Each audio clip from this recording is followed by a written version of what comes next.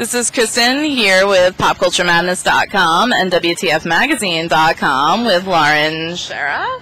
How are you doing? How are you enjoying Bonnaroo 2011? It's great. It's my first festival, so I'm really excited to be here. Oh, wow. So with Bonnaroo being the first festival, have you seen anything totally crazy? We saw Arcade Fire last night from the side of the stage. It was really exciting.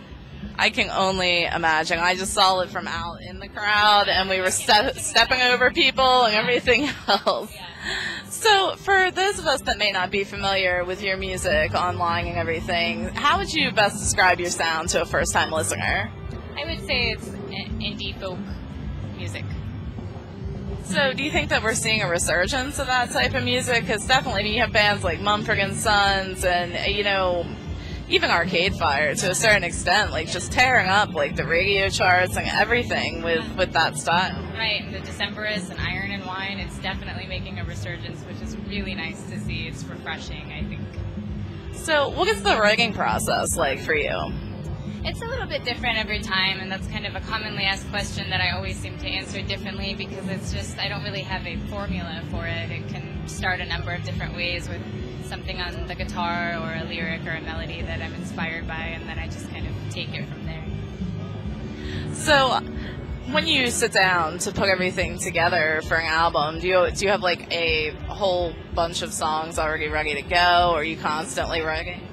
For my latest record, I had a group of songs that I wanted to put on an album together. It seemed to be kind of a cohesive batch of songs that all fit together in like a little family, and I wanted to keep them together on this record. Yeah.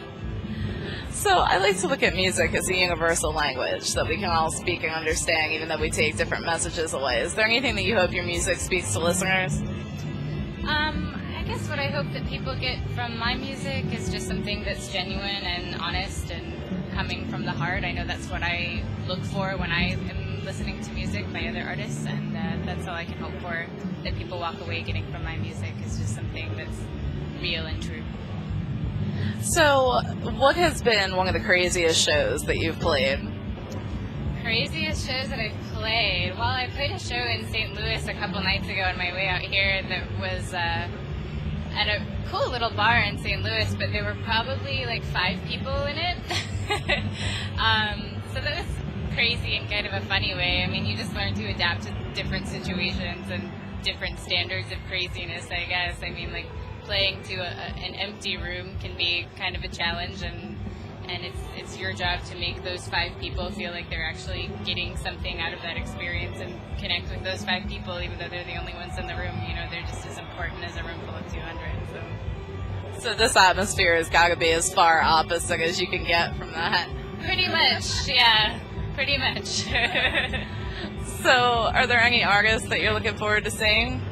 Oh my God, so many. Today I definitely want to see Mumford & Sons. I'm really excited to see Buffalo Springfield.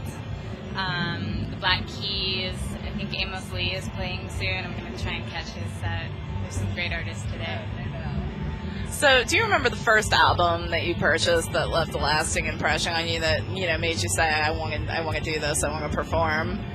I remember hearing Bob Dylan's Blood on the Tracks just around my house, like my dad playing it when I was little, and being a little kid thinking that he had such a weird voice, but then listening to it again later in my life and really connecting with his lyrics and his poetry, and I think that was definitely a big motivator for me to start writing music.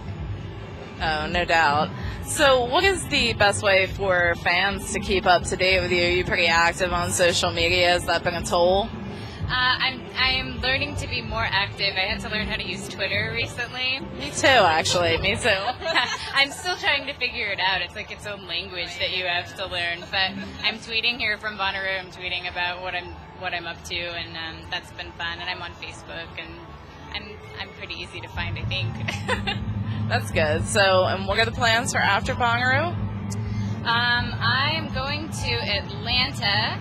I've got a show in Atlanta on Tuesday, and then I fly home for a few days, and then I'm off to the East Coast to play some shows with Matthew and the Atlas, who are playing here tonight, actually. And actually at Martha, who I heard that we were maybe speaking to. We just talked to both of them. Yeah, we're playing World Cafe Live, which I've heard is like the best place to play there, so I'm super excited. That's great. Well, thank you so much for taking the time out to speak with me. Is there any final message or comment you'd like to share with our site readers online? Stay hydrated here at Bonnaroo. That's what I'm learning. Stay hydrated, find some shade when you can, and showers are kind of awesome. We're spoiled with the RV camping too, so showers are plus. I think that's my motto for the week. Showers are awesome. I don't think I've ever appreciated a shower as much as I have the last few days. No doubt. Thank you so much. Thanks.